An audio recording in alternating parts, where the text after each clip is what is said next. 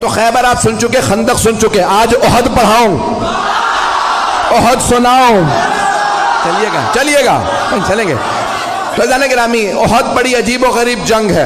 तो पैगंबर ने कहा जिसका मैं मौला हूं। ये मेरा भाई शायर भी है, मेरा बच्चा, तो सुनेंगे अब सारे मजमा मेरे साथ चलेगा। यहाँ पे मुझे बताया गया कि यह रात के 1:45 बजे अब इस मोहब्बत से सुन रहे हैं।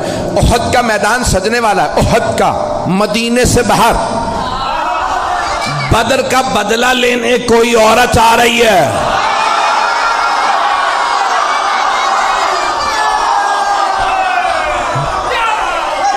शौहर का नाम है अबू सुफियान,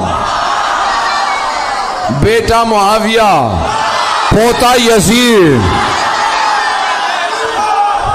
भाई वलीद, बाप उतबा, भाई शेबा। पता नहीं लोग हैं या नहीं है, मैंने सारा शजरा पढ़ दिया उसका। तो अब वो नाम हिंदा था, आई का मैं बदला जरूर लूंगी, क्योंकि बदर में जनाबे अमीर अलैहिस्सलाम ने मार दिया था उसके बाप को, भाई को, बेटे को। एक जुमला रोक के यहाँ पेश कर रहा हूँ, खुदा की कसम जब ये पढ़ता हूँ तो मैं यहाँ नहीं होता, नजफ में होता हूँ। अब जुमले को सुनिएगा, बड़े आराम से पढ़ूंगा, मेरे सीने में दम नहीं, गले में दम नहीं है। तो मौलाए कायनात ने खत लिखा था शाम वाले को और कहा कि खबरदार मेरे मुकाबले में खुद ही आ जा। उसने खत लिखा था, याली बैठ के फैसला कर लेते हैं, लड़ने की क्या जरूरत है, हमारे खानदान मिलते जुलते हैं। तो मौला ने लिखा, वो तलवार जो मैंने बदर ओहद में चलाई थी वो आज भी मेरे पास है। न अली बूढ़ा हुआ है, न जुल्फकार कुंद हुई है, मेरे बाजू में आज भी वही ताकत है जो बदर में थी।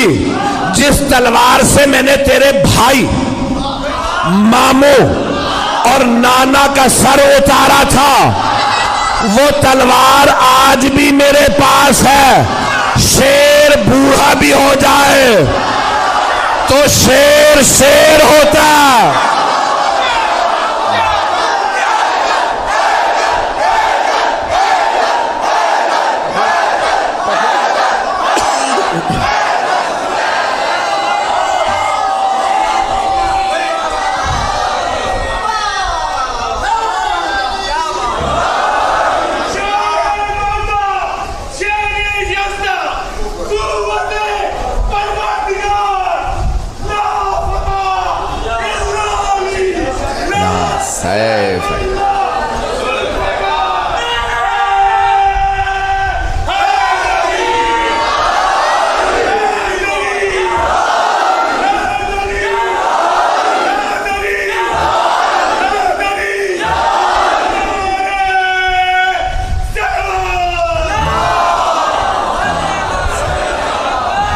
आपको सलाम, तवज्जो फरमा रहे हैं ज़िदाने के नाम।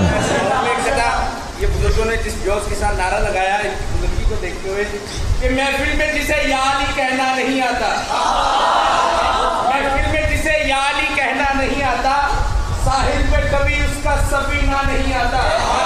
बचला गए दुनिया को हबीब इब्ने मज़ाहिर, शब्बीर के आशिक पे बुढ़ापा नहीं।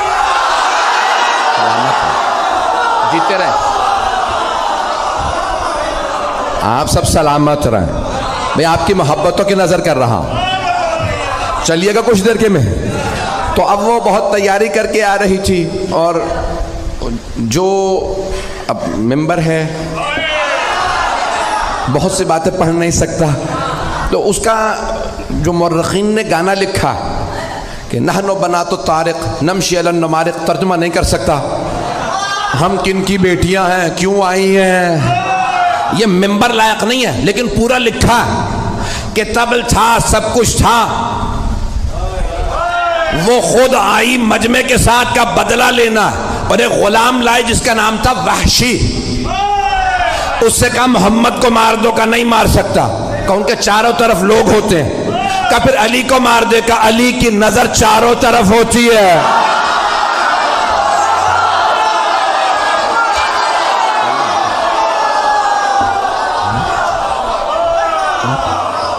क्या फिर अब और कुछ नहीं सुनूंगी, हमजा को मार देगा, मारूंगा लेकिन एक शर्त पे, पुश से,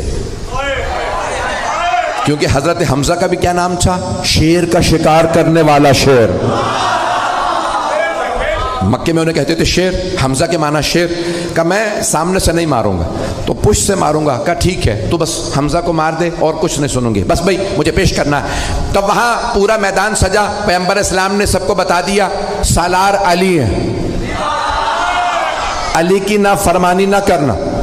और आपने मुख्तलिफ जगहों पे, क्योंकि पहाड़ी इलाका है, जो लोग गए हैं हज पे वो गए होंगे मैदान ओहद में। मुझे कई मरतबा इत्तफाक हुआ, मैदान ओहद अजीब व गरीब मैदान है। ओहद का पहाड़ अभी भी है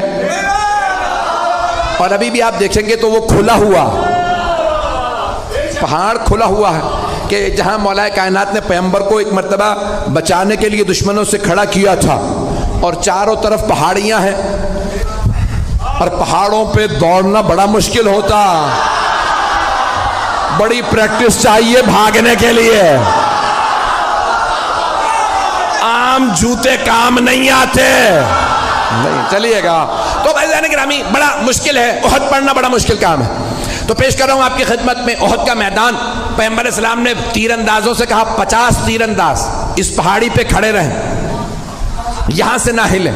सबको बता दिया कौन कहां रहेगा और जनाबे मौला कायनात से कहा कि आप सामने खड़े रहेंगे। मौला ने कहा मुझसे बच के कोई नहीं आएगा। किसी ने पूछा था मौला कायनात से, क्या मौला मैदान जंग में आपको जहां छोड़ के जाएंगे फिर कहां पाएंगे? आपने फरमाया जहां छोड़ के जाओगे वहीं पाओगे। कहा या अली कैसे? कहा क्योंकि ना मैं दुश्मन के पीछे जाता हूं ना दुश्मन से पीछे जाता हूं। कहा या अली फिर इतने लोगों को मारते कैसे? कहा जिसकी मौत आती है खुद ही आ जाता है, मैं जुल्फकार का सदका उतार देता हूं।